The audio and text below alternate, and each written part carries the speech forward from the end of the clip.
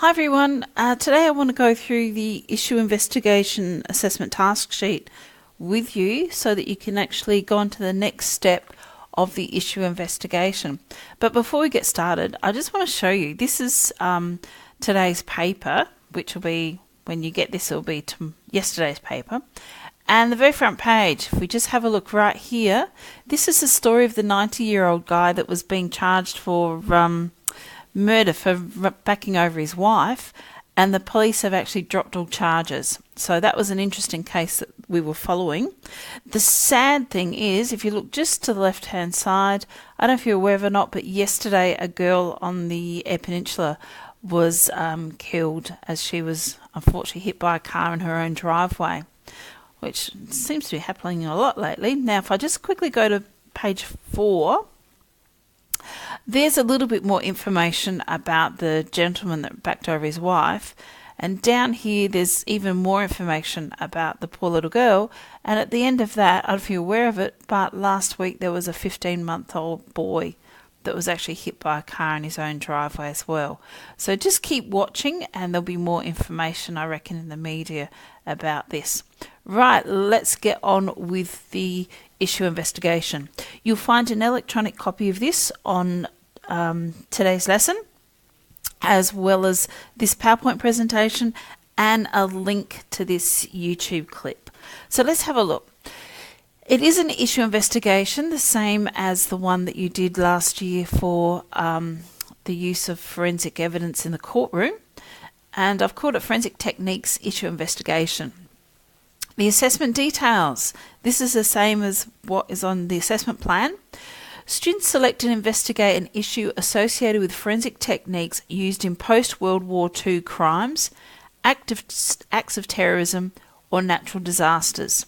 Students gather information from at least 3 different sources, identify at least 2 points of view that members of a community might hold on the issue, analyse their findings, critically evaluate the evidence, and develop and explain their conclusions from the investigation. Students are encouraged to use primary and/or secondary sources of information. Now, I've expanded it from war crimes and acts of terrorism to also include natural disasters. There are 34 of you between the 2 classes, and I would like 34 different issue investigations. So I'm hoping by broadening that, that's actually giving you more variety, and you'll all come up with something different. Let's look at the task requirements. I've left it very ambiguous so that you have actually got a bit of wriggle room to go down your own track but still stay focused. So issues are questions relevant to current and future society about which people hold different opinions. For this assessment task, select one issue of personal, social or environmental relevance, the resolution of which depends in some way on forensic science and is related to the theme for the year, the possible impacts of science in Australia and the broader community over the next 50 years. I don't know if you're aware of it, but to be able to do forensic science and scientific studies, we actually had to have a theme, and this is a theme that was recommended by SACE. Now, you're going to undertake the following. You're going to formulate a question and submit it for approval by the end of this week, and I'll talk about that a little bit more further on. Gather information relevant to the issue from different sources. Highlight the information that is relevant to your question on 2 of your sources, and that they are to be attached to the report. And to write a report that includes the following: an introduction that identifies the question investigated, relevant scientific background, identification of at least 2 alternate points of view, evaluation on the scientific evidence for these views, understanding of different perspectives, evaluation of 2 of your sources of information using the pro forma attached, a summary of your findings and conclusions drawn by others, your own personal view and its justification, citations, and a reference list. Okay, let's have a look. I've put this down in a couple of spots, but the assessment conditions, you're going to present an individual written report on the issue with a maximum length of 1,500 words. The evaluation of information from sources should be approximately 300 to 400 words. The draft deadline is Wednesday the 25th of July, which is the Wednesday before the formal, and the final copy is due the Friday the following week. It is worth 10% of your overall grade, and like I said before, it is 1,500 words. Now, submission, at the moment, it's e-submission through the sector portal for both the draft and the final copy. Now, if you have a look up here, let's see, this point here, where highlight the information that is relevant to your question on 2 of your sources to be attached to your report, hold on to that part, because when I return, that's when I'll print off all of your final reports and we'll attach them to those. Okay, that isn't as crucial as getting the final report at the moment, but don't lose that stuff.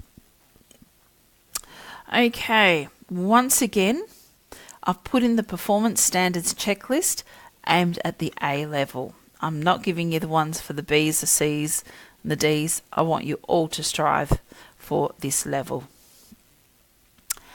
And I've also attached, I'll just shrink it down a little bit so you can see it all in one page. I've attached an evaluation pro forma for you. Okay, you don't have to use this, but this is actually a really good way to actually address your evaluation and to make sure you get all the points covered. Okay, so that is the assessment task. That's the nuts and bolts of it.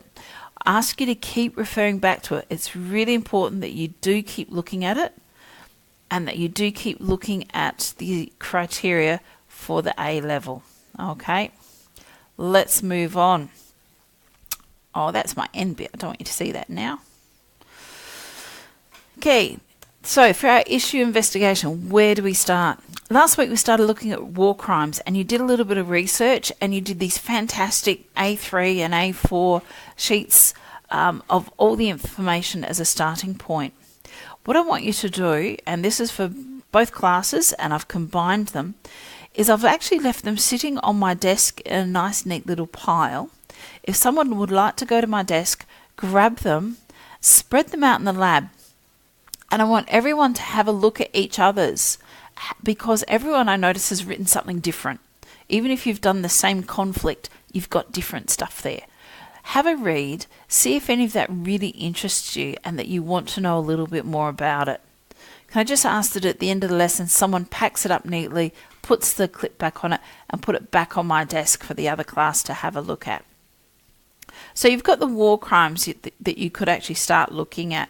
And I know that when you guys were researching, people were talking about Pol Pot and people were throwing war crimes and war grave statistics at me. And it was really interesting. And I could see that you were actually getting into it. So that might be something that piques your interest. I've also included natural disasters. I got you to watch that doco After the Wave, and I'm hoping that that got you thinking as well. You would have seen how the forensic science teams of the different countries, first of all, couldn't work together. They were so focused on their own countries that they weren't actually helping the Thai government. And it was the Thai government that actually asked for help. And lo and behold, it was the Australians that came to the rescue. Okay, so there's the Boxing Day tsunami. There's also Hurricane Katrina. Now, they're not the only disasters. They're just the 2 that I put up here. I'm not too sure if you'll get much info about the Christchurch earthquake, but that might be something that you're interested in, having a look at how cadaver dogs come in, and you might come up with an issue question based around that. There's also the acts of terrorism. So we've got good old September 11, not just the World Trade Center. There's also the Pentagon and Flight 93, which landed or crashed in Pennsylvania. You may remember with the World Trade Center, I showed you that documentary, how the forensic experts can only get so far in identifying people with the technology that they've got, that they actually stopped a couple of times, and once the technology was improved and there was greater knowledge and technique, they then reopened a lot of those cases and they're trying to identify people. Keeping in mind, they're not dealing with whole bodies, they're dealing with fragments of bone and little bits of tissue. So if you want the link to that one, I have a feeling that was a Foxtel doco, but I will try and find it for you and see if we can get it downloaded onto ClickView so that if you're interested in that, we can follow it up. There was also the Bali bombing, and I actually watched a doco the other night on the Oklahoma City bombing, which was really, really interesting. And once again, it was another emotive one because it was Timothy McVeigh blew up the federal building, which had a lot of government departments, but on the 4th level, I think it was, there was a daycare centre, and it wasn't linked to anyone working at the federal building. It was like a daycare centre that we have. It's just it was part of that building, and unfortunately, over 180 people were killed in that, including a lot of children, innocent little kids. So that is just a starting point of some of the research you might like to look at. So once you get an idea of where you'd like to look, what's next? Well, you do have to do your research, and you've got to think about what kind of question you would like to pose, and it does have to be a question.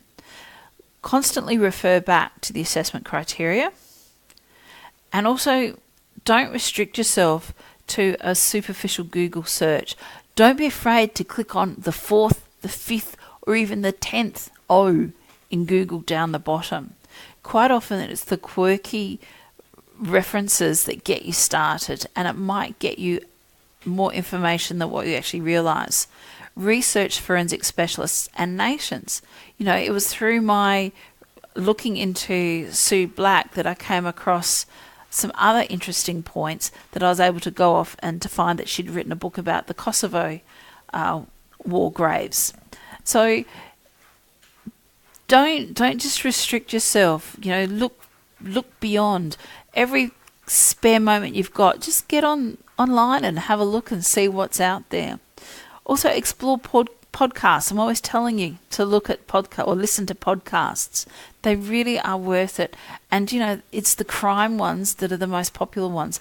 And I have listened to one about the first responders. What happens when the first person's actually on the scene?